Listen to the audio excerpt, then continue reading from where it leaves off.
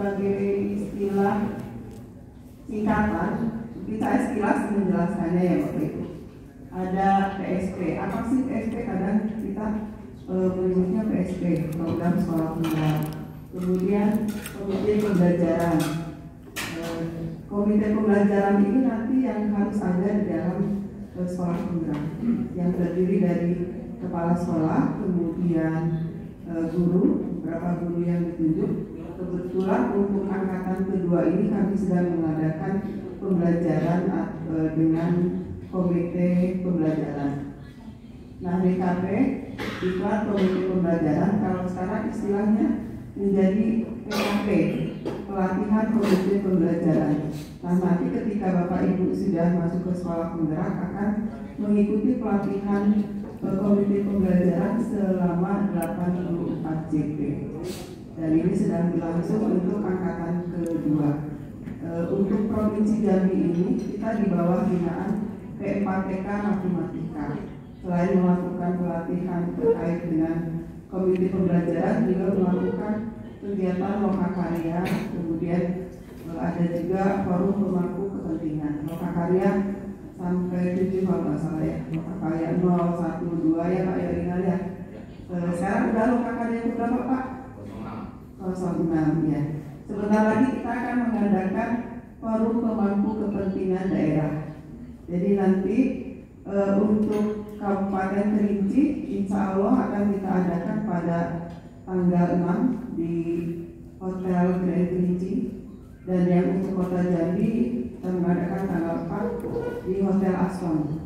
Jadi ada kegiatan nanti yang akan kita lakukan terkait dengan sekolah penggerak, yaitu forum pemangku kepentingan, di mana pada kegiatan tersebut kita mengundang berbagai pemangku kepentingan dari kepala dinas, kemudian bahkan kita mengundang wali kota, bupati, kemudian unsur-unsur dinas, para kabid, Bapeda provinsi maupun Bapeda kota. Termasuk juga kita mengundang perwakilan siswa dan orang tua siswa yang nanti akan difasilitasi oleh para fasilitator sekolah penggerak. Kalau dulu namanya pelatih ahli, kalau sekarang mulai angkatan 2 tidak lagi disebut sebagai pelatih ahli, tetapi fasilitator sekolah penggerak. Nah, Bapak Ibu bisa mendaftar. Ada pendaftarannya sebagai fasilitator sekolah penggerak. Tapi kalau untuk kepala sekolah baiknya mendaftar sebagai kepala sekolah penggerak saja. Karena kan lebih mengutamakan untuk membimbing di sekolahnya ya. Kalau fasilitator kan membimbing beberapa sekolah yang menjadi sasaran sekolah penggerak. Selanjutnya ada koordinator pelatih ahli. Nah, koordinator pelatih ahli ini dari Widya Iswara P4TK Matematika. Jadi ada koordinator untuk Kerinci, Kota Jambi, kemudian untuk provinsinya ada di bawah P4TK Matematika. Ada lagi in-house training. Nah, ini dilaksanakan oleh sekolah kepada guru-guru yang ada di sekolahnya dalam rangka peningkatan SDM di satuan pendidikannya. Next Pak. Kemudian ada komunitas praktisi. Ini meliputi guru, kepala sekolah, orang tua murid. Jadi sebenarnya komunitas praktisi itu bisa terjadi pada komite pembelajaran, pada KKG, MGNP, termasuk juga komunitas praktisi. Kemudian microlearning, platform digital yang dikembangkan dengan tujuan agar guru dapat belajar secara mandiri dalam mengembangkan kompetensinya. Nah, sekarang sudah ada platform Merdeka Mengajar. Bapak Ibu sudah punya aplikasinya? Sudah ya, alhamdulillah. Karena Bapak Ibu bisa masuk dengan menggunakan akun Belajar ID. Nah, di situ ada video inspirasi, kemudian ada pelatihan mandiri. Nah, disitulah Bapak Ibu nanti bisa mengikuti pelatihan yang ada di dalam platform itu secara mandiri. Kemudian IE, Quality Assurance atau penjaminan mutu. Penjaminan dalam hal ini ketika Bapak Ibu melakukan perencanaan berbasis data, nanti karena di sekolah penggerak itu merencanakan RKAS basisnya adalah data. yaitu dengan melihat atau menganalisis profil pendidikan yang Bapak Ibu tidak mengisi di dalam profil pendidikan. Beda halnya dengan waktu dulu harus mengisi PMP, ya, harus mengisi aplikasi pemetaan mutu pendidikan. Itu yang mengisi kan ada kepala sekolah, guru, kemudian siswa, siapa lagi? Komite sekolah. Nah, banyak juga yang diisi oleh operatornya. Banyak ya. Ini bukan rahasia umum. Nah, namun sebenarnya hasilnya kan nanti berupa rapor mutu, dan rapor mutu itulah yang nanti yang akan dijadikan Bapak Ibu melakukan quality assurance yang melalui SPMI atau sistem penjaminan mutu internal. Namun kalau sekarang basisnya adalah profil pendidikan. Apa itu profil pendidikan? Bapak Ibu merasa tidak mengisinya, tetapi profil mutu pendidikan itu basisnya berdasarkan berbagai sumber data. Salah satunya adalah hasil dari analisis asesmen nasional, kemudian dari data Dapodi, dari data EMIS, kemudian dari dari Badan Statistik, Badan Akreditasi. Nah, itu dijadikan kompilasi, akhirnya menjadi suatu profil, baik itu satuan pendidikan maupun profil untuk pemerintah daerah. Jadi nanti ada dua profil. Kalau profil satuan pendidikan merupakan acuan bagi Bapak Ibu untuk membuat EKAS. Jadi sudah dipetakan, kemudian dianalisis di mana kekurangannya, kelemahannya, baru yang lemah itu diperbaiki. Sistemnya sama seperti dulu SPMI, namun datanya aja yang berbeda. Nah, untuk perencanaan berbasis data pemerintah daerah merupakan acuan bagi pemerintah daerah dalam rangka menyusun RKPD. Kalau dulu kan Bapak Ibu belum jalan. Nah, mulai tahun ini pemerintah pusat bekerjasama dengan Kemendagri untuk menyusun RKPD itu, terutama di bidang urusan pendidikan, harus memasukkan beberapa indikator urusan pendidikan ke dalam RKPD-nya atau rencana pembangunan daerahnya. Ini kita kawal. Jadi BPMP mendapat tugas tambahan mengawal pemerintah daerah untuk melihat atau mengawal terkait RKPD dalam urusan bidang pendidikan. Misalnya kita sudah ikut sertakan dalam musrebang yang biasanya nggak pernah kan ikut akortek di pemerintah daerah. Jadi itu dalam rangka mengawal urusan pendidikan bukan hanya urusan satuan pendidikan saja, tetapi adalah urusan pemerintah daerah itu. Maka ada beberapa indikator yang harus dipenuhi dan dimasukkan ke dalam rencana kegiatan pembangunan pemerintah daerah. Next Pak. Nah Bapak Ibu, terkait dengan visi pendidikan Indonesia itu sudah hal yang umum ya, bahwa untuk mewujudkan Indonesia maju yang berdaulat, mandiri, berkepribadian melalui terciptanya profil pelajar Pancasila. Ini adalah tujuan nanti dari pendidikan kita, yaitu membentuk pelajar Pancasila yang ada 6 komponen. Pertama, beriman kepada Tuhan Yang Esa, kemudian berpemikiran global, mandiri, kritis, dan kreatif. Ini terkait dengan profil pelajar Pancasila. Makanya nanti di dalam kurikulum Merdeka ada proyek namanya proyek penguatan profil pelajar Pancasila. Mungkin kalau yang sudah sekolah penggerak sudah hampir 1 tahun ya Pak, sudah melaksanakan proyeknya. Proyeknya untuk SMA bisa memilih 3 proyek yang sudah disediakan dari 7 ya Pak. Dari 7 ada beberapa yang boleh dipilih oleh jenjang SMA. Lanjut.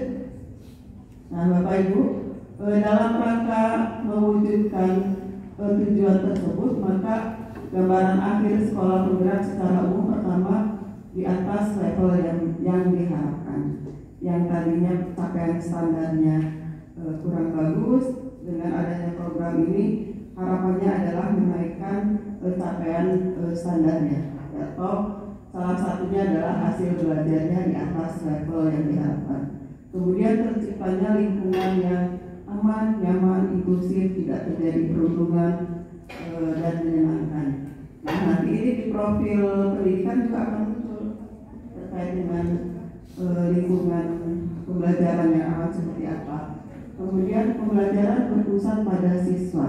Nah, dengan adanya pembelajaran berpusat pada siswa, artinya di dalam kurikulum Merdeka ini kan mengandung pembelajaran berdiferensiasi ya, atau pembelajaran individu. Mungkin kalau untuk sekolah umum terkait dengan pembelajaran berdiferensiasi ini jarang dilaksanakan.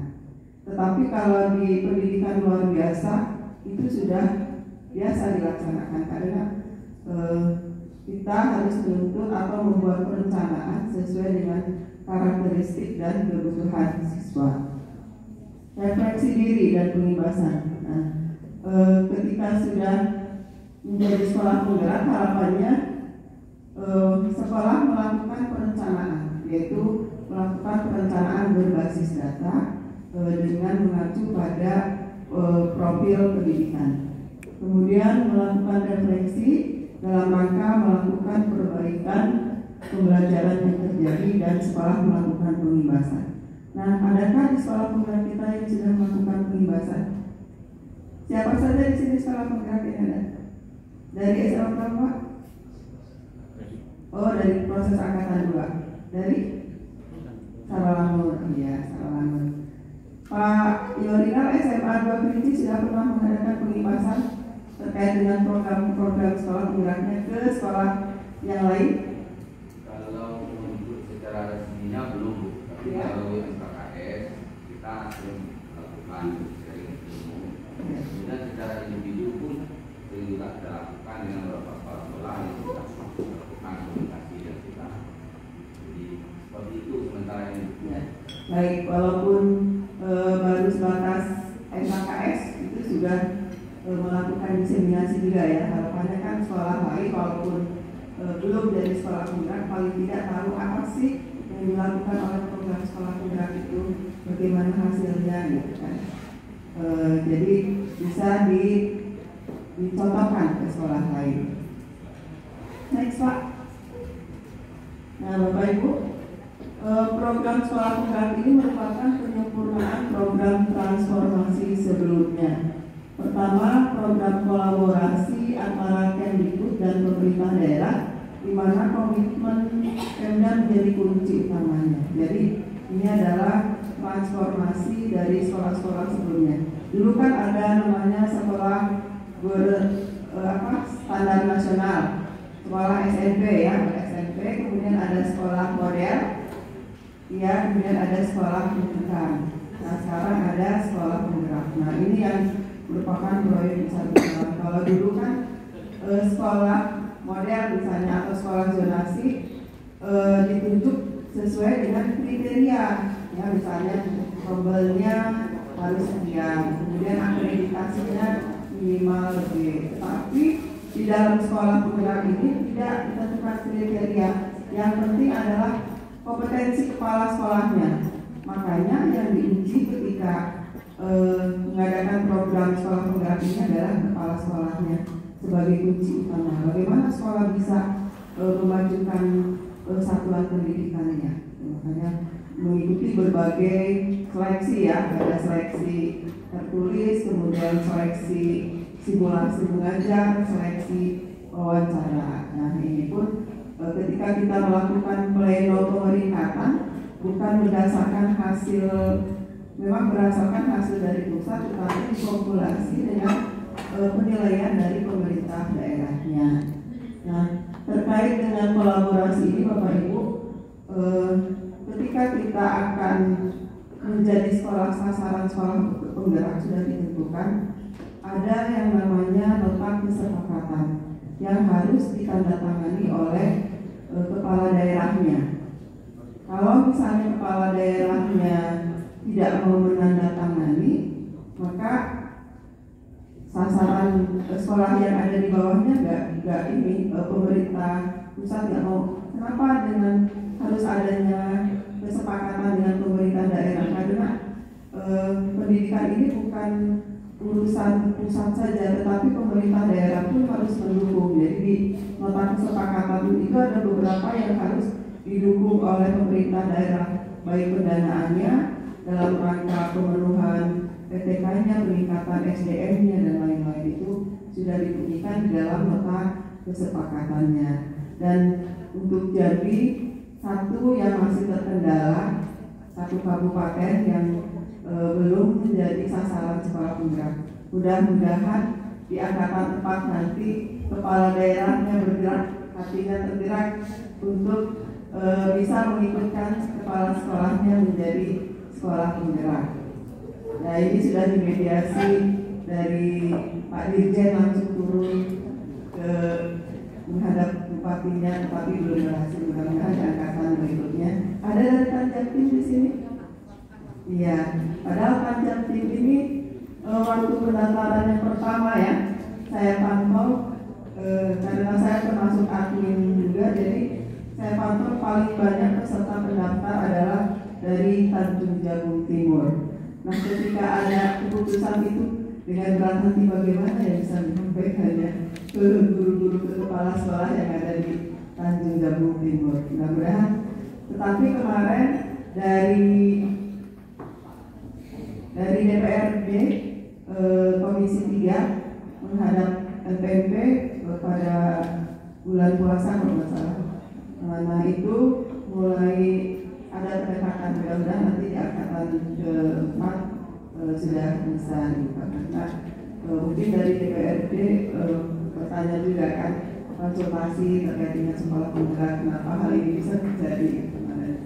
Mudah-mudahan nanti dengan berjalannya waktu terbuka, bergerak hatinya untuk karena ada satu proposal yang tidak disetujui oleh kepala daerahnya. Salah satunya adalah tidak memindahkan kepala sekolah yang sudah menjadi kepala sekolah penggerak. Padahal itu belum dipelajari, padahal bisa tidak, tetapi masih dalam lingkup sesama sekolah penggerak itu. Karena kenapa? Kepala sekolah harus tetap dalam lingkup sekolah yang sudah menjadi sasaran sekolah penggerak. Boleh dipindahkan. Nah, itu belum, ini sudah memutuskan nggak bisa. Jadi akhirnya belum bisa terlaksana untuk di Tanjabtim untuk semua jenjang. Dan Bu Alia juga karena SMA berada di provinsi merasa kecewa juga sebenarnya. Bu Alia ada WR ke saya, kenapa Bu? Dulu ini karena keputusannya dari pemerintah daerah kita nggak bisa, ini kan dengan pusat. Padahal kan SMA berada di provinsi, SMA dan SLB. Akhirnya kan merembet di daerah, semua jenjang kena. Next, belum Pak, yang kedua. Kemudian ada intervensi yang dilakukan secara holistik mulai dari SDM sekolah, pembelajaran, perencanaan, digitalisasi dan pendampingan ke pemerintah daerah. Jadi ada intervensi secara holistik, secara menyeluruh, bahwa nanti di sekolah penggerak itu ada beberapa intervensi yang harus dilakukan, antara lain terkait dengan peningkatan SDM. Salah satunya adalah pelatihan komite pembelajaran, kemudian pelaksanaan kurikulum merdeka. Yang ketiga adalah pelaksanaan perencanaan berbasis data. Kemudian yang keempat, pelaksananya digitalisasi sekolah. Nah, Bapak Ibu mungkin yang di sekolah penggerak sudah mulai ya menggunakan SDS dari Siplah, Arkas, kemudian berbagai platform yang dikeluarkan oleh Kemdikbud dalam rangka peningkatan mutu di sekolah penggerak. Jadi kalau dulu belanja mungkin secara manual, sekarang belanjanya online. Kemudian pelaporannya juga lebih jelas melalui Arkas. Jadi melalui beberapa platform yang dikeluarkan oleh Kemdikbud dengan istilah digitalisasi sekolah. Dan yang selanjutnya adalah pendampingan secara asimetris, yaitu pendampingan yang dilakukan oleh para pelatih ahli atau fasilitator sekolah penggerak, ataupun bisa dilakukan oleh pemerintah daerah melalui dinas atau melalui BPNP. Tapi kalau BPNP untuk tahun ini nggak termasuk dalam nama itu, jadi dialihkan ke Balai Guru Penggerak. Nanti kegiatan-kegiatan sekolah penggerak, guru penggerak adanya di sana. Kepalanya kebetulan mantan WI atau mantan WP di RPP Jambi. Sudah kenal ya, Pak Budi Hartono, ya kepalanya. Dan selanjutnya memiliki ruang lingkup yang mencakup seluruh kondisi sekolah, tidak hanya sekolah unggulan saja, baik negeri maupun swasta. Jadi boleh sekolah penggerak itu siapapun boleh, baik sekolah yang berada di ujung, di pedesaan maupun yang ada di kota, boleh mengikuti seleksi sekolah penggerak. Jadi tidak ada kriteria, tetapi yang diseleksi adalah tadi kepala sekolahnya melalui seleksi secara tertulis, kemudian seleksi administrasinya, simulasi dan wawancara. Sekarang sedang proses hampir proses penetapan. Biasanya nanti sekitar bulan Juli baru nanti ada penetapan sebelum tahun ajaran baru.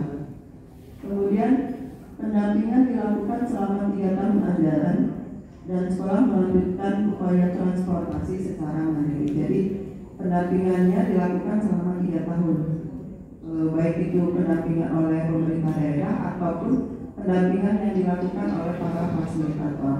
Itu dilakukan selama 3 tahun. Baik, kemudian diberi bos kinerja ya Bapak Ibu ya. Sudah diterima bos kinerja yang tahap kedua? Sudah ya Pak? Belum? Oh akan dulu ya. Oh jadi belum ya, belum. Tetapi untuk pemesanan buku kemerdekaan sudah ya, karena kemarin kan 30 April harus sudah memesan ya. Masih ada di Kota Jambi SMA 7 yang sudah Pak. Oh gitu. Ya, berarti sudah memesan ya Bu ya? Ya Pak ya? Baik Pak, nanti kita cek ke PIC-nya karena tadi pas rapat kebetulan dibahas tadi kan. Ya, tinggal SMK-nya. Selanjutnya program dilakukan terintegrasi dengan ekosistem hingga seluruh sekolah di Indonesia menjadi sekolah penggerak. Jadi melalui berbagai tahap dari tahap 1 dengan sasaran sekian, di tahap kedua, di tahap ketiga bahkan sampai tahap keempat, dan bagi sekolah yang di tahap sebelumnya tidak lolos dan lolos menjadi cadangan boleh mengikuti lagi seleksi sekolah penggerak. Harapannya seluruh sekolah yang ada di Indonesia sudah menjadi sekolah penggerak. Next Pak. Ini adalah tahapannya ya Bapak Ibu ya. Kita lihat dari hasil belajarnya.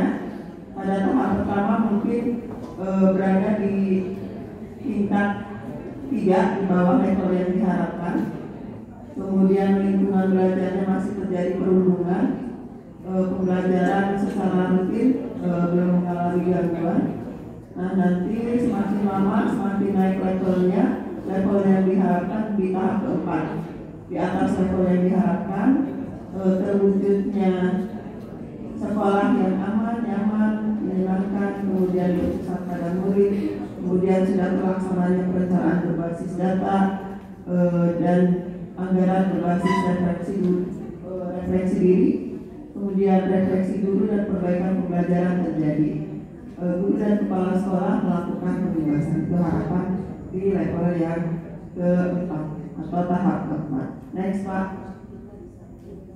Nah Bapak Ibu, ini manfaatnya meningkatkan hasil pendidikan dalam kurun waktu 3 tahun ajaran, meningkatkan kompetensi kepala sekolah dan guru dan jelas karena mendapatkan pendampingan dari para fasilitator, kemudian percepatan digitalisasi sekolah dengan pemanfaatan membiasakan memanfaatkan digital baik dalam perencanaan maupun di dalam proses pembelajarannya.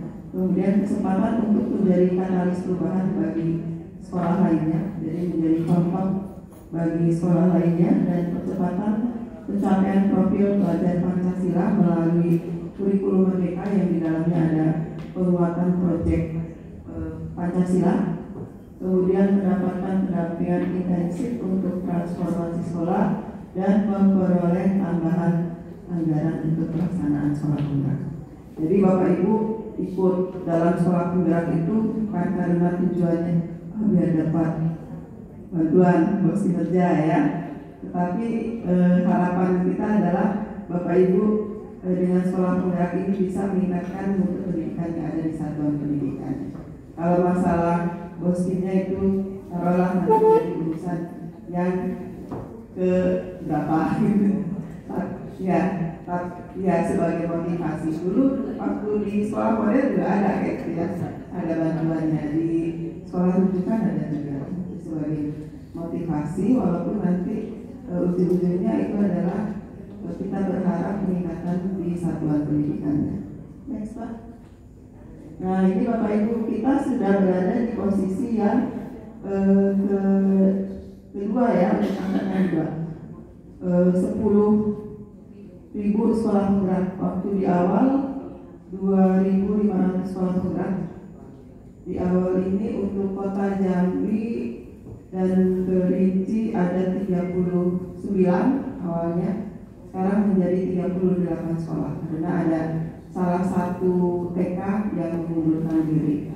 Kemudian untuk angkatan kedua ada 10.000 sekolah penggerak.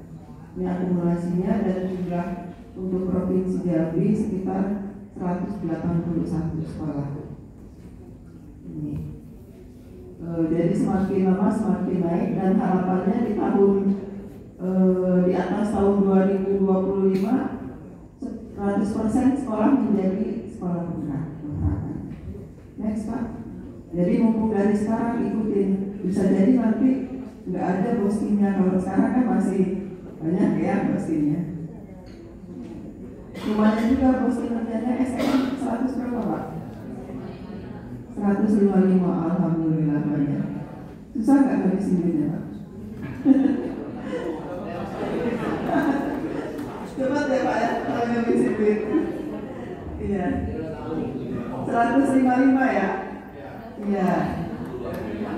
Dari Pemda harusnya mungkin dari Pemda di MOU-nya bukan berarti memberikan ini loh bantuan ininya dari Pemda, cuma dari Pemda itu bagaimana Pemda bisa memfasilitasi peningkatan SDM-nya, kemudian terkait internet, listrik, sarana prasarana sekolah itu di MOU-nya. Jadi bukan berupa uang yang dikelola sendiri oleh sekolah penggerak gitu, tetapi tetap dari pemerintah daerah yang mengelola. Tapi mudah-mudahan tergantung pemerintah daerahnya ya Pak ya, bisa jadi nanti bisa langsung ada memberikan bantuan langsung ke sekolah penggeraknya ya secara tunai, amin gitu. Iya ya, dari pemerintah daerahnya. Kalau pemerintah daerahnya kaya-kaya mungkin bisa jadi memberikan. Iya, tapi kalau di MOU-nya memang terkait dengan peningkatan SDM, sarana prasarana, listrik, air, itu ada Pak. Ya, terkait dengan jumlah kekurangan guru dan sebagainya, selalu bisa ini. Makanya kami mengadakan rapat PMO setiap bulannya Pak. Nah, mungkin kalau di satuan pendidikan, halo Bapak Ibu, kalau udah berbicara bukan ribut ya. Halo, hai, nah, jadi saya lupa lagi mau ngomong apa. Ya. Kalau di satuan pendidikan atau di sekolah penggerak yang sudah jalan, pasti PMO-nya sudah jalan ya, yang difasilitasi oleh fasilitatornya Pak, PMO-nya, iya, komite pembelajarannya itu. itu termasuk PMO di satuan pendidikan. Nanti didampingi oleh fasilitator sekolah penggeraknya. Nah, nanti di kabupaten ada PMO kabupaten. Misalnya di Kerinci ada PMO kabupaten. Di provinsi kalau untuk SMA provinsi alhamdulillah sekarang semua kabit masuk yang provinsi yang termasuk Bu Alia, kemudian dari kabit PKLK, dari kabit SMA, BPK masih semua sudah. Itu kita melakukan rapat setiap bulannya. Barusan tadi jam 2 kami mengadakan rapat dan rapatnya kita secara online karena untuk mengetahui progres sekolah penggerak itu bagaimana pemerintah daerah melalui dinas pendidikan bisa mengawal jalannya sekolah penggerak yang ada di kabupaten. Dan yang lebih parahnya kami setiap untuk pusat setiap hari Selasa dan Rabu rapat PMO dan terus membahas sekolah penggerak. Tapi nggak apa-apa, demi kemajuan pendidikan kita relakan kan untuk setiap ini rapat untuk membahas progres, dan itu sudah dilaporkan oleh pelatih ahli Pak. Jadi pelatih ahli melaporkannya melalui SIM PKB-nya. Nanti kita bisa melihat laporan dari pelatih ahli si A si B terkait sekolah ini bagaimana, kan ada instrumennya. Mulai dari beberapa pertanyaan dasar, kemudian mengenai SDM-nya, mengenai anggarannya, sampai ke mengenai dukungan dari sekolahnya. Dilaporkan semua oleh fasilitator sekolah penggerak melalui CPKB-nya, dan nanti itu akan dianalisis oleh PMO kabupaten kota atau PMO provinsi kalau untuk SMA. Nah, di dalam rapat itulah kita bahas berdasarkan laporan-laporan itu, membahas bagaimana progres dari sekolah penggerak itu. Nah, ini adalah beberapa unsur yang terlibat atau berperan di dalam sekolah penggerak. Ada pelatih ahli, pengawas, kepala sekolah, komite pembelajaran, guru, dan siswa. Next, Pak. Nah, ini intervensi, 5 intervensi yang tidak bisa dipisahkan. Ada 5 ya Bapak Ibu ya, terkait dengan pendampingan konsultatif dan asimetris. Ini terjadinya kemitraan antara Kemdikbud dengan Pemda, kemudian penguatan SDM, kepala sekolah, pengawas sekolah, pemilik, dan guru melalui program pelatihan pendampingan intensif melalui coaching atau melalui pelatihan komite pembelajaran, kemudian pembelajaran dengan paradigma baru yang berorientasi pada penguatan kompetensi dan pengembangan karakter sesuai dengan nilai-nilai Pancasila, dan perencanaan berbasis data. Nah, ini perencanaan berbasis data ini nanti melihat profil pendidikan. Bapak Ibu pernah membuka profil platform profil pendidikan? Sudah ya? Apa isinya Pak?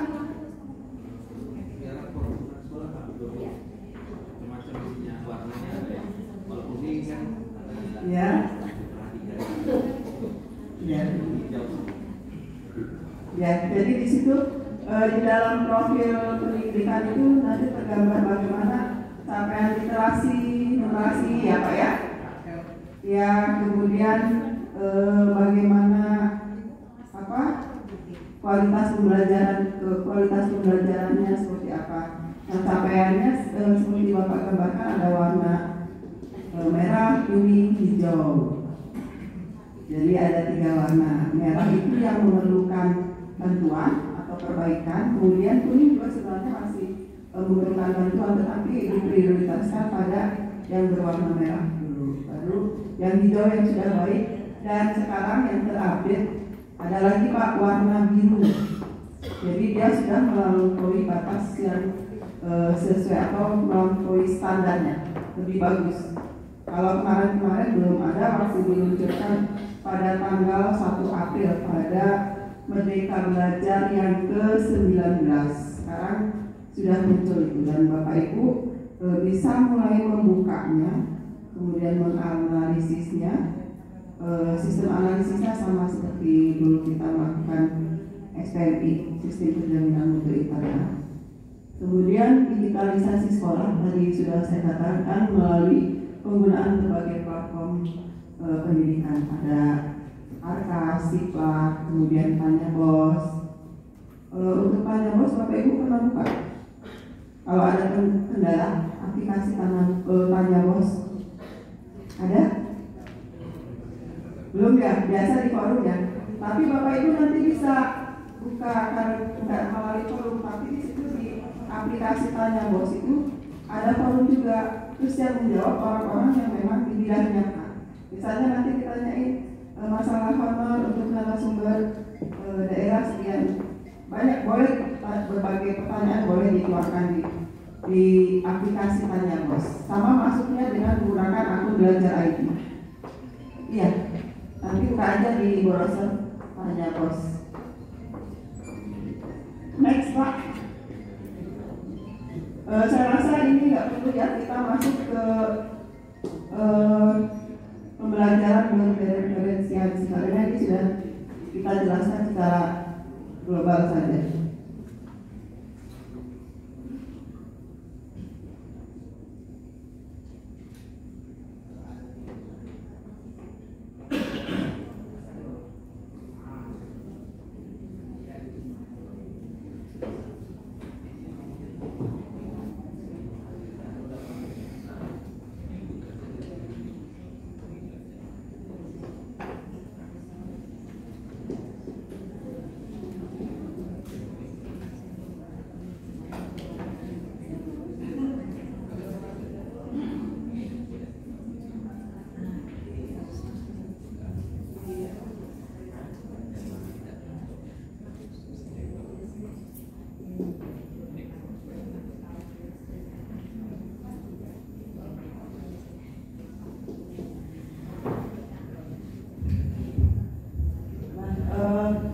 Salah satu dari kurikulum Merdeka ini adalah penyesuaian pembelajaran sesuai dengan karakteristik dan kebutuhan peserta didik.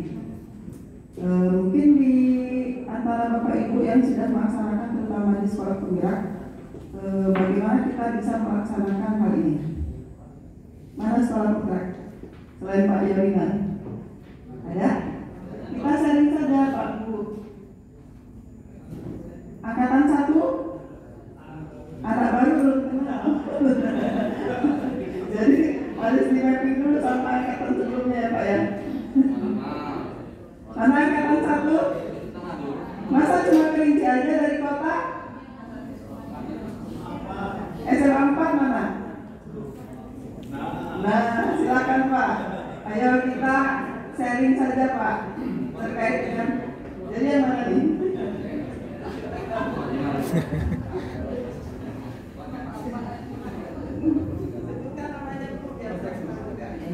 Baik Bu, perkenalkan nama saya Ikrama Fahmi, saya berasal dari SMA Negeri 10 Kota Jambi. Di sini kami akan menceritakan bagaimana caranya memenuhi kebutuhan siswa berdasarkan karakteristik mereka masing-masing, atau dikenal juga dengan pembelajaran berdiferensiasi. Nah sebelum kita melakukan pembelajaran pada peserta didik, kita harus melaksanakan asesmen diagnostik.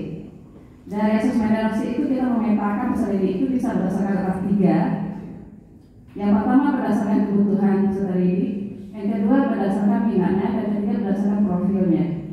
Setelah kita melakukan pemetaan, baru kita melaksanakan strategi dalam pembelajaran berdiferensiasi itu. Bisa kita memilih berdasarkan strategi kontennya, strategi proses, dan strategi produk.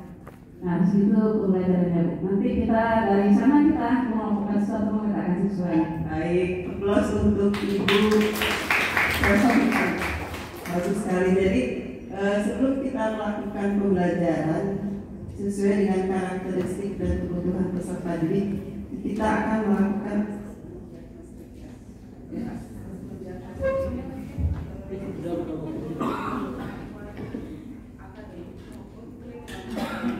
yang nantinya dikelompokkan menjadi 3.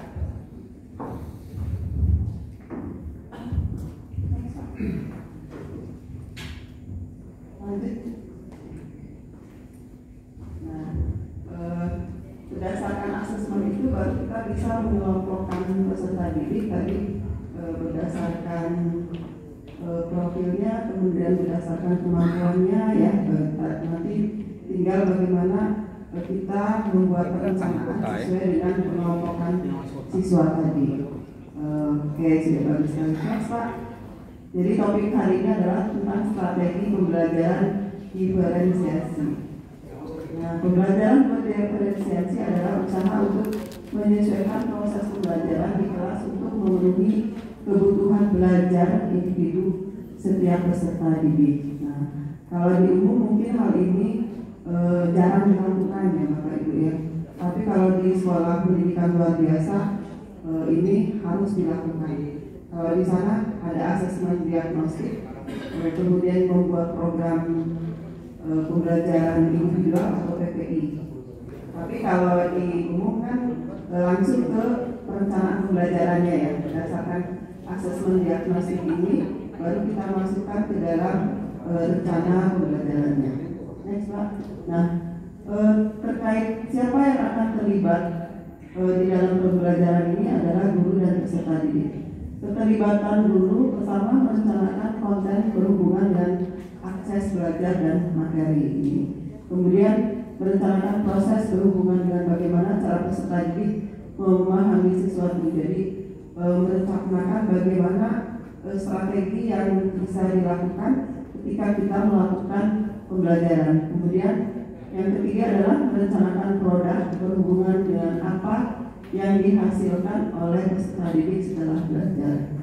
Sementara siswa harus siap untuk belajar, kemudian minat belajarnya seperti apa dan profil belajarnya seperti apa. Ini seperti tadi Ibu katakan, setelah melakukan asesmen diagnostik baru dikelompokkan berdasarkan kesiapan belajarnya, minat belajarnya, dan terkait dengan profil belajarnya. Makanya di asesmen diagnostik itu tidak hanya mengukur kemampuan kognitif saja ya Bu ya, tetapi kemampuan non kognitif juga dinilai atau di asesmen.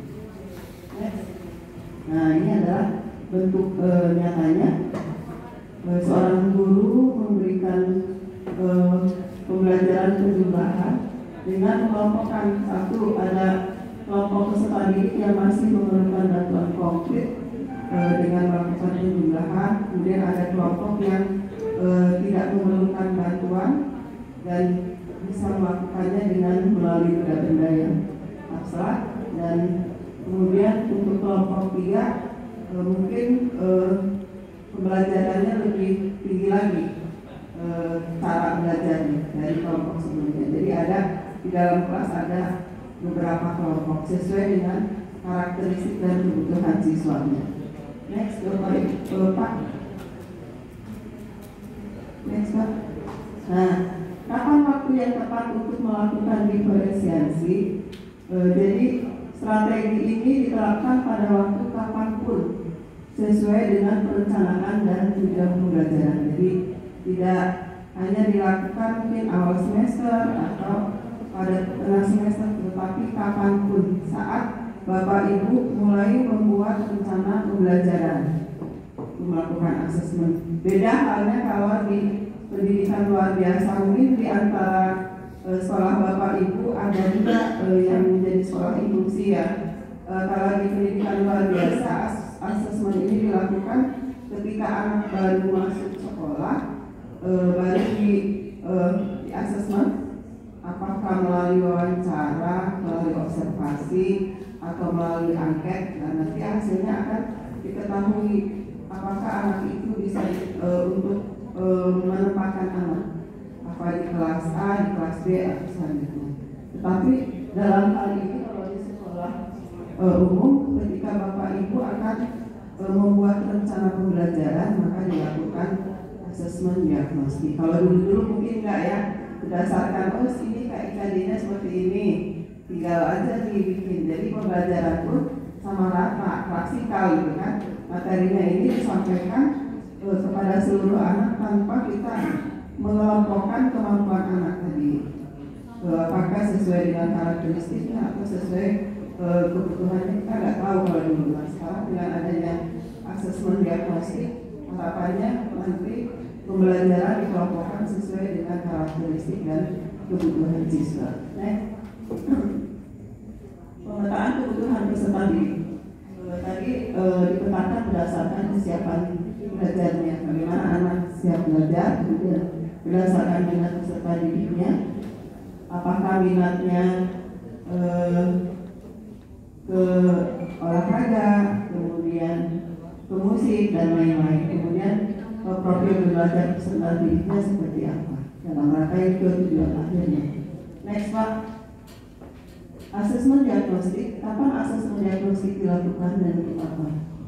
Asesmen diagnostik bertujuan untuk mengidentifikasi kompetensi, kemudian kelemahan peserta didik yang hasilnya digunakan sebagai rujukan bagi guru dalam membuat perencanaan pembelajaran.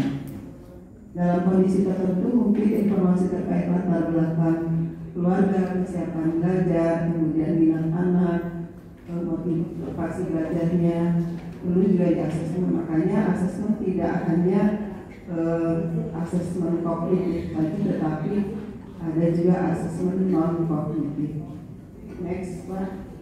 Nah ini adalah contoh kegiatan asesmen diagnostik. Pertama, menganalisa laporan hasil belajar laporan peserta didik tahun sebelumnya. Ini kalau dilakukan pada awal tahun pelajaran ya, jadi dianalisa raportnya bagian-bagian mana anak mengalami kelemahan atau kesulitan, bisa dilihat dari raportnya. Kemudian yang kedua, mengidentifikasi kompetensi yang akan diajarkan. Nah berdasarkan hasil dari identifikasi raportnya atau baru diidentifikasi kompetensi yang akan diajarkan apa yang sesuai dengan kemampuan anak. Baru menyusun instrumen asesmen untuk mengukur kompetensi peserta didik berupa instrumen yang digunakan antara lain bisa tes tertulis, bisa maupun observasi atau angket bisa juga. Kalau di SMA 4 Bu, instrumen yang sering digunakan di asesmen apa Bu? Halo Bu? Oh iya, SMA 10. Bayangannya SMA 4. SMA 4 Bapak ya Pak? Biasa instrumen yang digunakan apa Pak? Bu? Untuk asesmen? Oh pakai Google Form. Oh iya, karena masa pandemi. Ya, iya bagus. Jadi masih menggunakan Google Form, berarti kan itu secara tertulis ya. Tetapi didukung juga dengan instrumen observasi nggak Bu? Iya. Jadi lengkap karena dalam kondisi pandemi, jadi pembelajaran kita masih tatap muka terbatas ya. Jadi dipadukan menggunakan Google Form untuk menjaring karakteristik dan kebutuhan siswa. Kemudian bila diperlukan menggali informasi peserta didik dalam aspek latar belakang. Nah ini yang termasuk non kognitif. Jadi bisa melalui angket yang disebarkan kepada orang tuanya ataupun melalui studi kasus dari data-data yang masuk di sekolah ya. Biasanya kan sekolah punya data-data orang tua. Bagaimana latar belakang ekonomi keluarganya, sosial budaya dan sebagainya. Kemudian pelaksanaan asesmen dan pengolahan hasilnya. Baru dilaksanakan asesmen. Kalau dengan Google Form enak ya Bu ya, langsung ini ada hasilnya. Ini yang minatnya ke sini langsung terlihat. Nah itulah keunggulan kita menggunakan teknologi, kecuali kalau kita misalnya menyebarkan angket dengan isi dulu kan, tinggal isi disebarkan kertas, belum lagi kita ngolahnya, ngentri lagi datanya, baru kita tahu hasilnya. Sekarang dengan adanya teknologi memudahkan kita untuk mencari data, kemudian mengolah datanya juga lebih mudah. Lalu hasil diagnosis menjadi data informasi untuk merencanakan pembelajaran sesuai dengan tahap capaian dan karakteristik siswa. Nah, dari hasil asesmen itu yang akhirnya akan dijadikan acuan Bapak Ibu dalam rangka menyusun rencana pembelajaran. Next Pak. Ini masih tahapan asesmen, waktu pelaksanaannya pendidik dapat melaksanakan asesmen diagnosis sesuai dengan kebutuhan. Misalnya awal pembelajaran dengan melihat bisa rapor, kalau misalnya itu dari anak yang naik kelas 9 ke kelas 10, tetapi kalau untuk anak baru bisa juga dari rapor sebelumnya waktu kelas berapa? Sebelumnya yang SMP, kemudian pada awal lingkup materi. Nah, kalau lingkup materi mungkin ketika Bapak Ibu akan membuat rencana pembelajaran. Kemudian sebelum menyusun modul ajar secara mandiri. Nah, ini di kurikulum Merdeka kan kita menyusun modul ajar ya. Bapak Ibu, kalau kita lihat di platform Merdeka Mengajar, banyak contoh-contoh modul ajarnya. Tinggal Bapak Ibu bagaimana bisa mengadaptasi sesuai dengan kebutuhan siswa. Sekarang dimudahkan. Boleh lihat atau boleh mengambil yang ada di platform Merdeka Mengajar, tapi tetap harus diadopsi dan diadaptasi karena bisa jadi yang di situ belum tentu cocok di sekolah Bapak Ibu, gitu kan? Kemudian ini catatannya nggak perlu. Next, Pak.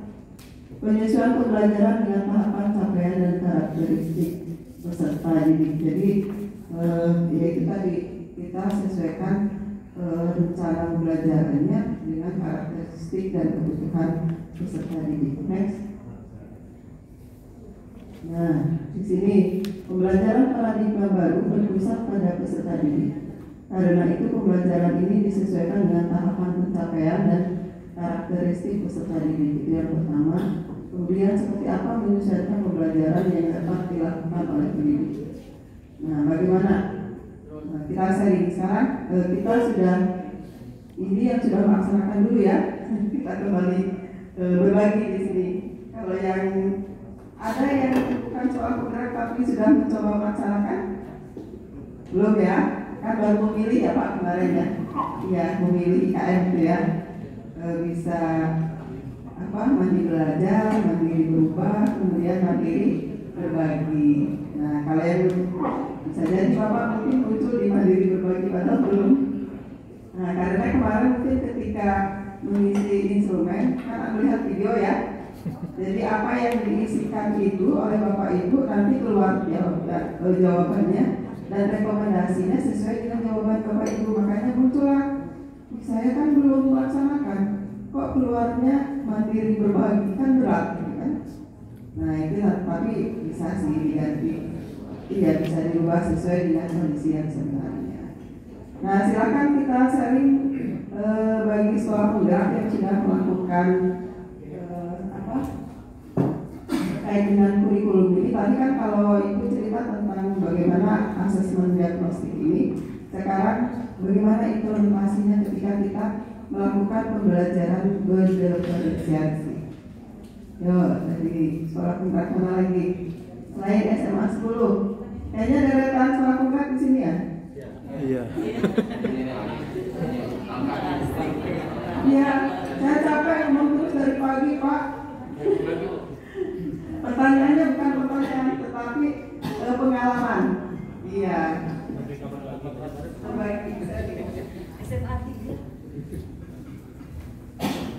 Terima kasih banyak Bu Meren. Ya ini luar biasa lah ya. Jika kami ini berbagi pengalaman, mungkin pengalaman enaknya juga ada, pengalaman tidak enaknya juga ada. Terus terang saja pada angkatan pertama kami ini disuruh berjalan dulu. Artinya disuruh jalan disesuaikan dengan proses-proses penyiapan yang dilaksanakan di Kemendikbud. Ini materi yang Ibu Deden sampaikan. Deden, maaf. Wow, ini termasuk yang baru juga, tidak mungkin panas ya. Ini tidak kami temukan ini. Kami memang disuruh bergerak pada waktu itu, cuma sambil berjalan dipersiapkan. Itu dalam prosesnya masih banyak walaupun kami angkatan pertama, tetapi masih banyak kekurangan yang perlu diperbarui di sana sini. Tapi intisari daripada sekolah penggerak itu sendiri, yaitu yang telah disampaikan itu tadi, bahwa dia memang harus berbeda, di mana proses pembelajaran itu dia berhamba kepada siswa. Artinya pusat pembelajaran kita sebagai guru memang betul-betul memusatkan pembelajaran itu biar bisa berpusat kepada siswa itu sendiri. Jadi proses pembelajaran tersebut bagaimana bisa menciptakan stimulus bagi siswa untuk bisa kreatif, inovatif, dan menumbuhkan sendiri hal-hal yang terbaik dalam proses pembelajaran itu sendiri. Dan kita juga harus menanamkan dalam diri guru itu sendiri bahwa siswa itu memang dia harus berbeda. Tapi kita mau mengembangkan potensi sesuai dengan kebutuhan mereka masing-masing. Mereka mau apa itu dilihat dari minat dan bakatnya juga, termasuk karakteristik di sini. Berikutnya yang tidak kalah pentingnya juga muatan ini adalah dimensi profil pelajar Pancasila itu. Profil pelajar Pancasila itu sendiri dapat teradaptasi dengan maksimal nantinya ketika mereka melaksanakan kegiatan-kegiatan proyek. Nah, disitulah kita bisa melihat bagaimana kita mengkondisikan siswa untuk terbentuknya 6 dimensi profil pelajar Pancasila itu sendiri. Tentu kami dari pertama SMA 7 masih banyak kekurangan, tidak, terutama bagaimana mengukur tingkat penerimaan dan bentuk fatwa itu berpendidikan global, kreatif dan sendiri. Itu masih perlu betul-betul duduk. Artinya kita memanfaatkan sendiri pengetahuan dan keterampilan guru dalam melaksanakan proyek itu sendiri. Tapi ruh daripada sekolah penggerak itu sendiri selama dimulai dari bulan Juli itu kami berupaya semaksimal mungkin untuk berada pada tracknya walaupun belum sempurna. Yang berikutnya yaitu diferensiasi. Saya ingat betul ini kan terjadi di tahun ajaran baru. Tapi ketika itu kita menerima murid baru dengan segala kompleksitasnya situasi pada waktu itu. Ada beberapa mungkin SMA 7 sendiri untuk tes diagnosisnya itu belum begitu optimal, tetapi dari PA itu sendiri, dari pembimbing pelatih ahli membimbing kami bahwa itu boleh dilaksanakan, tidak semata-mata harus terjadi secara formalitas betul, tapi bisa dilihat pada tiap-tiap proses pelajaran itu sendiri. Pada level mana itu? Ada yang pada level tengah, ada level rendah, ada level menengah, dan ada pada level tinggi. Guru itu sangat paham di mana posisi anaknya itu. Ketika itu sudah bisa dikelompokkan, seorang guru harus bisa menciptakan diferensiasi strateginya. Artinya pada anak yang pada level menengah, level rendah pada titik itu juga harus diperlakukan berbeda, baik dalam proses, baik dalam penyajian materi, walaupun materinya sama, tapi strategi untuk pendekatan pada mereka itu juga harus berbeda. Jadi secara secara ruhnya itu sudah kami laksanakan, tapi kami sangat mengakui masih, terutama SMA 7 masih jauh daripada kesempurnaan. Terima kasih Bu, itu pengalaman yang bisa disampaikan. Baik, terima kasih. Siapa Pak? Pak Delmedi dari SMA 7 Kota Jambi ya. Terus untuk Pak Delmedi ya, yang membagikan pengalamannya Bapak Ibu. Jadi walaupun belum sempurna semua, tidak ada yang sempurna ya Pak ya. Yang sempurna hanya yang Maha Kuasa. Jadi yang penting Bapak Ibu sudah melakukan program itu, sudah berusaha bagaimana menerapkannya ke anak didik kita. Jadi ketika melakukan pembelajaran diferensiasi ini dikelompokkan, dan mungkin kalau guru di situ pasti hafal kemampuan para siswanya, walaupun itu sudah tanpa melalui pengelompokan, tapi idealnya harus dikelompokkan. Mana anak yang kecepatan belajarnya rendah, yang sedang dan tinggi, kemudian terkait dengan bagaimana metodenya, strateginya, kemudian medianya, bisa jadi akan berbeda-beda pada setiap kelompok anak tersebut. Tapi dalam rangka mencapai satu tujuan yang sama, gitu ya. Jadi alhamdulillah sudah terlaksana, walaupun nanti karena belum terbiasa ya Pak ya.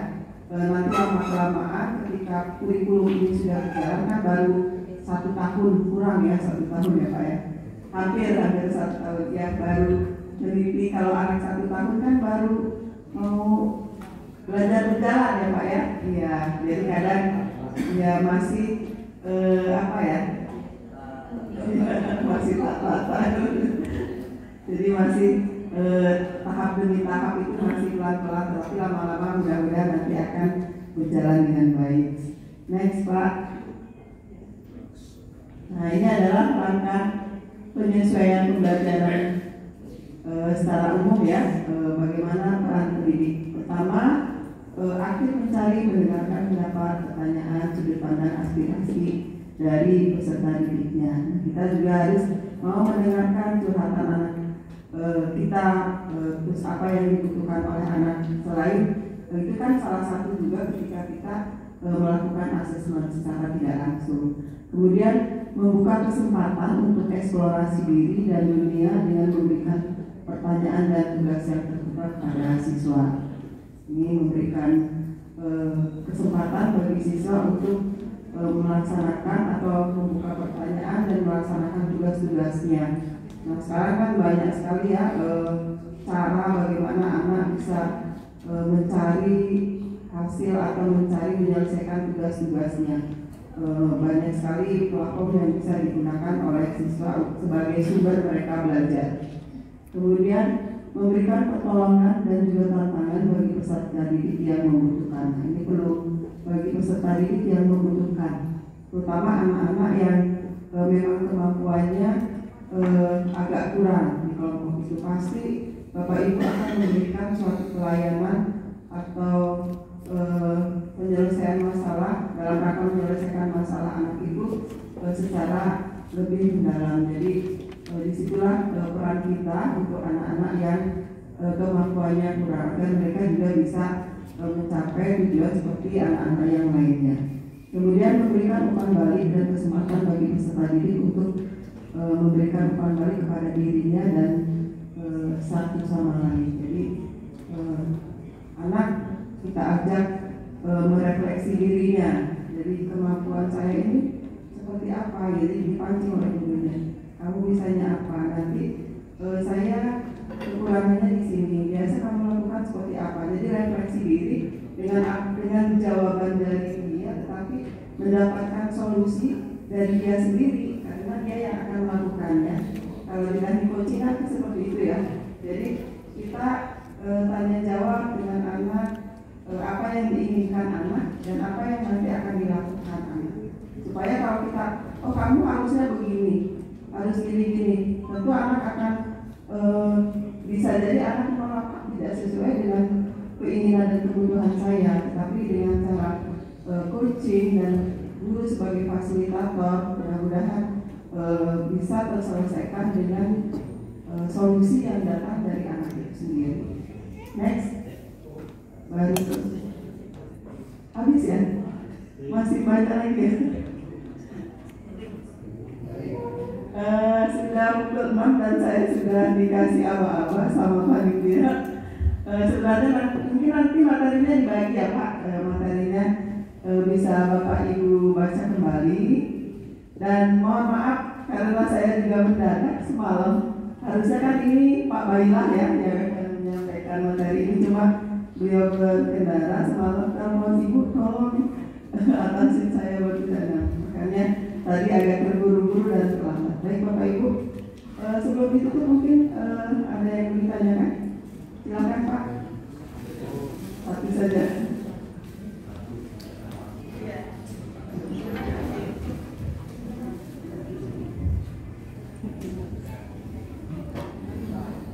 Bismillahirrahmanirrahim. Assalamualaikum warahmatullahi wabarakatuh.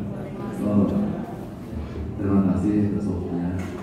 Dari penjelasan Ibu dari awal sampai akhir memang saya bukan sekolah penggerak, ya. Saya jual di SPDNM, Kepala Sekolah Tiga Solo. Tapi baru sudah mengikuti seleksi wawancara, ya, angkatan ketiga. Insya Allah mudah-mudahan berkah dan berhasil. Yang perlu saya tanyakan di sini, seperti Ibu sampaikan tadi, kenapa saya harus bertanya? Karena yang lagi regulasi saya ini lagi berkembang di tengah-tengah masyarakat. Orang berkata sekolah penggerak, wah gimana gitu. Kita selaku orang yang di bidang pendidikan tentu harus tahu, walaupun kita belum menjadi kepala sekolah penggerak, tapi sedikit kita mesti tahu. Seandainya bertanya, seandainya misalkan SMA 7 Sarulamo, definitely, ya, sekolah penggerak dia dia sudah sekolah penggerak. Kemudian suatu saat ya, pada tadi anaknya udah jalan. Yang perlu saya tanyakan, itu tidak tentu kita tidak tahu. Di tengah-tengah perjalanan pas sirkus media ini is dead. Ya, berarti tidak bergerak lagi. Nah, yang perlu saya tanyakan, ya, yang perlu saya tanyakan, ada pertentangan yang Ibu jelaskan dengan literasi yang pernah saya baca. Kalau yang saya pernah membaca dan melihat di internet di Google segala macam, bahwa yang akan menggantikan destinasi ini sebagai kepala sekolah penggerak adalah kepala sekolah yang diangkat, bukan harus kepala sekolah penggerak, karena kita tahu keterbatasan. Di satu tempat kan tidak ada kepala sekolah penggerak. Nah, yang ada cuma misalkan si B itu yang bisa dijawab. Nah, yang saya tanyakan di sini, apakah sekolah SMA 7 Sarulamo ini tepat menjadi sekolah penggerak? Tapi kita lihat ke belakang, prosesi di dalam pemilihan PSP ada orientasinya kepada kepala sekolah. Ya, dari pertanyaan, ya, 8 pertanyaan untuk kepala sekolah itu luar biasa. Bukan sekolah yang dilihat, tapi bagaimana kepala sekolah, manajemen kepala sekolah untuk menggerakkan sesuatu. Baru dia bisa dikatakan lolos menjadi kepala sekolah penggerak. Berarti kepala sekolahnya.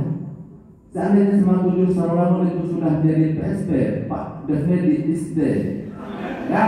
Nah, apakah saya yang bukan kepala sekolah yang dianggap mempunyai kualitas dan kemampuan untuk memimpin sekolah itu bisa melanjutkan?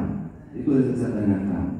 Yang kedua, seandainya, nah, kita banyak berandai-andai ya Bu, maklum ya. Ini enggak Pak Ibu Pak Deha, sekarang Ibu Uti lagi. Ibu Uti ini sekolah penggerak juga. Buka SD. Jadi kalau Bu, seorang Ibu Uti sudah mengikuti tes sekolah penggerak, tetapi suatu saat bukan cacat, pengumumannya, pemberitahuannya dia lulus kepala sekolah penggerak itu 3 bulan lagi. Sementara besok dia sudah diganti, udah dipindahkan ke sekolah lain. Nah, apakah posisi si Ibu Tuti ini menjadi kepala sekolah penggerak di tempat lain, atau sekolah yang ditinggalkan oleh Ibu Tuti ini tetap menjadi PSP? Ada dua. Yang saya tanyakan ini satu prinsip Bu, bukan menjebak, bukan apa-apa, tapi sering ditanya orang-orang, kita tidak bisa menjawab apa kita penggerak, tapi kita tidak tahu. Ya, kemudian masalah budgetnya, ya, kita sangat tertarik, tapi kalau bilang kita terkecoh di Nataran juga kayaknya, ya. Kenapa saya bilang terkecoh di Nataran? Move-nya sekarang ini sekolah penggerak untuk tahap pertama anggarannya 155. Tahap kedua 90, tahap ketiga 60, berarti ada 305. Tapi mungkin luar biasa kegiatan yang diombak-ambing segala macam yang dilakukan, dibuka segala macam itu luar biasa. Sekolah Indonesia ini akan bergerak, sekolah Indonesia akan bergerak. Apakah ini bukan hanya semasa pergantian ini saja? Sama dengan rujukan zonasi. Saya aja menjadi kepala sekolah negeri 3 dulu. udah 11 tahun, 4 tahun menjadi kepala sekolah rujukan dan zonasi dengan anggaran dana 100 juta per tahun. Berarti 4 tahun. 2 tahun rujukan, 2 tahun zonasi, ada 400 juta. Kita terpikir dengan anggaran sekitar 40%. Nah, kegiatannya nggak terlalu sebesar ini, Bu. Ya, sementara kita masuk sekolah penggerak anggarannya sekian, wah, aku saya nggak, tapi kita tanpa menyadari. Tambah turun, tapi kita tidak menyadari bahwa itu terjadi di rumah. Sementara kegiatannya luar biasa. Terima kasih. Wassalamualaikum warahmatullahi wabarakatuh. Ya, mari kita pulang.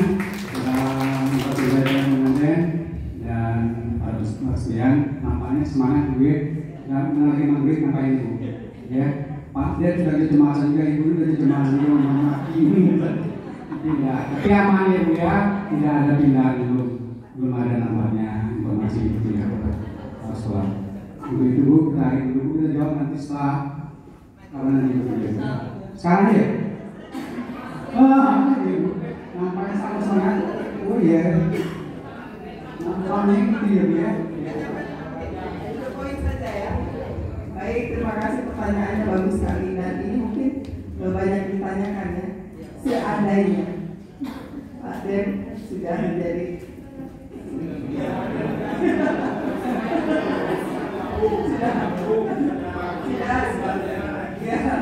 jadi kepala sekolah penggerak kemudian ya. Nah, siapa penggantinya? Apakah boleh dari orang lain gitu ya? Iya, Bapak bisa menjawab. Jadi penggantinya adalah bisa dari guru penggerak yang ada di sekolah Bapak, atau dari komite pembelajaran yang bisa, atau dari karena kalau kepala sekolah penggerak yang lain mungkin sedang menjabat ya Pak ya. Nah solusinya dari situ, dari guru penggerak atau dari komite pembelajaran, karena beliau kan sudah dilatih di dalam guru penggerak kan intinya adalah pelatihan kepemimpinan, karena nanti kepala sekolah ke depan mulai 2022 adalah berasal dari guru penggerak. Nah yang kedua, ya jelas ya. Yang kedua pertanyaannya apa? Ketika sudah berlangsung seleksi, ternyata ibu dipindahkan. Jadi nanti sekolahnya yang mengikuti ibu. Jadi di sekolah yang baru, karena intinya yang diseleksi kan ibunya. Iya, kepala sekolahnya, bukan sekolahnya. Sekolah yang lama kan kita nggak tahu siapa yang nanti akan menjadi posisi, tapi karena seleksinya ini adalah kepala sekolahnya, jadi mengikuti sekolahnya. Makanya ketika nanti penetapan, kami melakukan verifikasi perpal datanya Pak dengan Dinas Pendidikan Kabupaten, di perpal datanya. Betul nggak ibu ini berada di sekolah ini? Ya, yang apanya? Sekolah. Ya, jadi misalnya awalnya ibu di sekolah A, begitu itu kan ada perpindahan rotasi pindah ke sekolah B. Jadi nanti yang menjadi sekolah penggerak adalah sekolah B. Dan ketika akan ditetapkan, kita akan melakukan verifikasi data dan validasi data. Dan itu harus diupdate oleh operator daporitnya. Jadi daporitnya itu yang akan kita jadikan acuan. Kalau misalnya PLP udah korek, bisa. Kemudian terkait data yang sudah lulus kan, posisi si A, si B-nya berada di sekolah mana. Jadi itu yang mengikuti sekolah yang mengikuti kepala sekolah.